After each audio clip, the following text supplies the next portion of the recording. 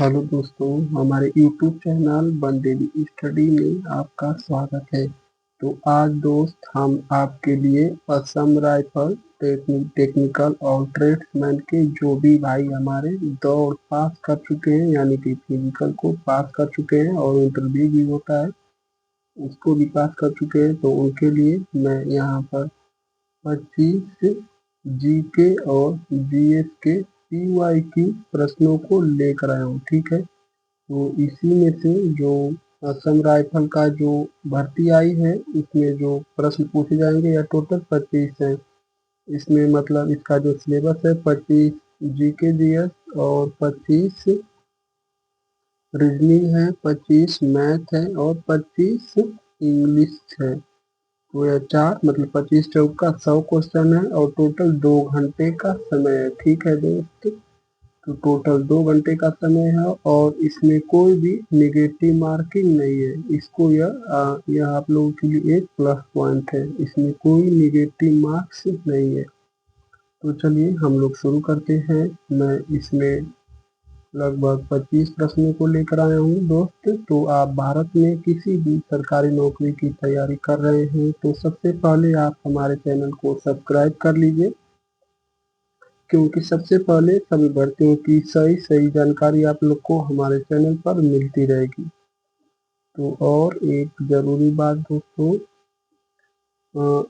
अगर वीडियो अच्छी लगे तो लाइक भी ज़रूर कर देना और इस प्रैक्टिस सेट में लास्ट तक ज़रूर बने रहना, तभी आपकी तैयारी मजबूत हो पाएगी। तो चलिए शुरू करते हैं। हमारा प्रश्न संख्या 1 है, संविधान सभा की पहली बैठक कब हुई थी? तो संविधान सभा की जो पहली बैठक है वह हमारे 9 दिसंबर सन 1946 को हुई थी।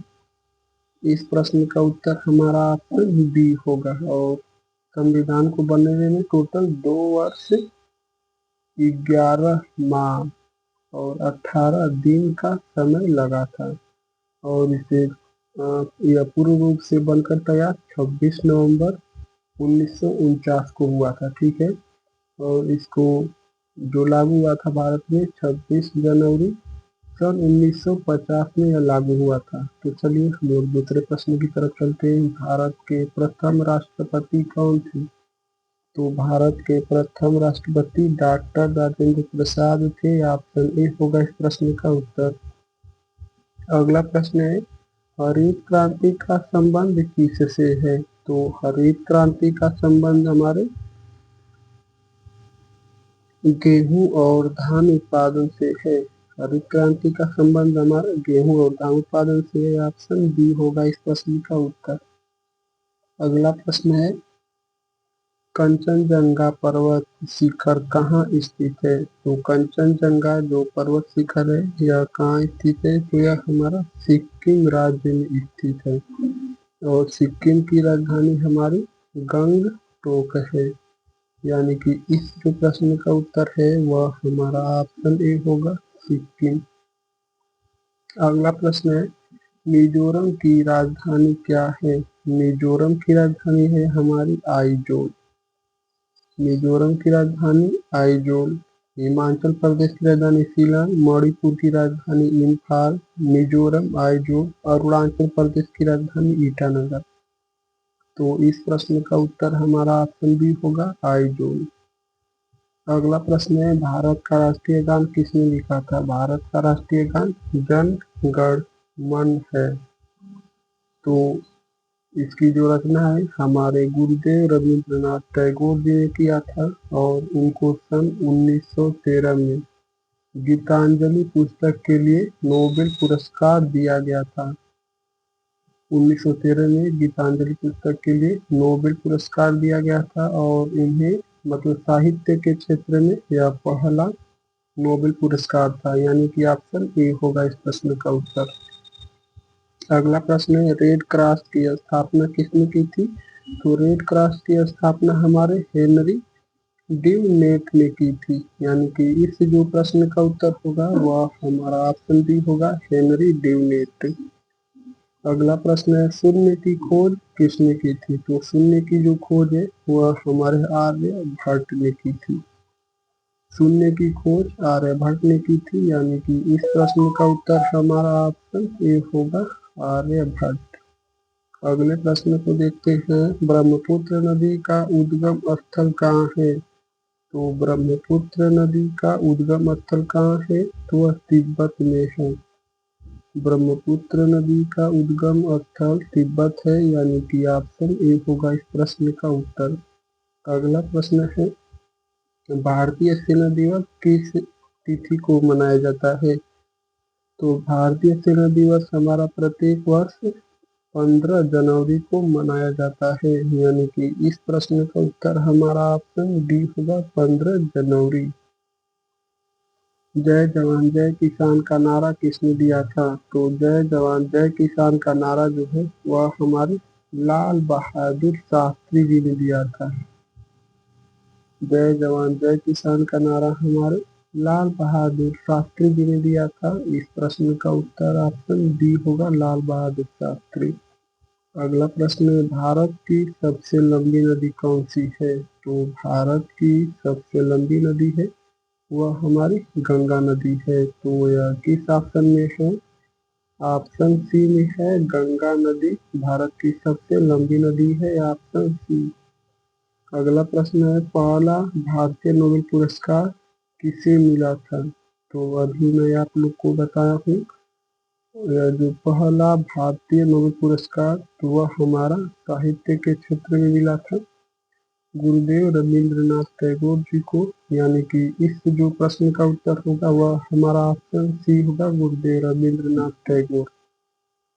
अगला प्रश्न है, लोकसभा का कार्यकाल कितने वर्ष का होता है? तो लोकसभा का कार्यकाल 5 वर्ष का होता है, और राज्यसभा का जो कार्यकाल है वह हमारा 6 वर्ष का होता है, यानी कि इस जो प्रश्न का उत्तर है वह हमारा ऑप्शन बी होगा, 5 वर्ष। अगला प्रश्न है, भारत का प्रथम परमाणु परीक्षण कहाँ हुआ था? तो भारत का प्रथम परमाणु परीक्षण पोखरण राजस्थान में हुआ था।